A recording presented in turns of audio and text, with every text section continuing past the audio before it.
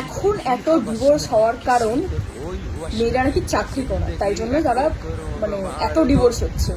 এখনকার দেখবে খুব মানুষের মুখে শোনা যায় এত ডিভোর্স কেন হচ্ছে, এত ডিভোর্স কেন হচ্ছে। তো আগেকার দিনে তো এত হতো না ডিভোর্স। তার কারণ একটাই, মেয়েরা প্রতিবাদী হয়ে উঠছে। আগেকার দিনে মানুষ একটু কম পড়াশোনা জানতো, শিক্ষিত কম হতো, সেই কারণে মানুষ প্রতিবাদ থেকে ভয় পেত।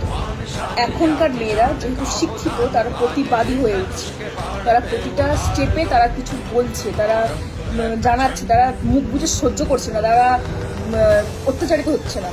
এই কারণ ডিভোর্স হচ্ছে।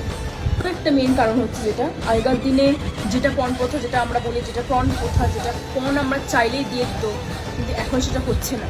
সেই পণ নিয়ে অনেক দেখা যায় যে অনেক থানায় কেস লড়ছে, তারপরে মামলা করছে পণ চাওয়া নিয়ে, পণ নেওয়া নিয়ে।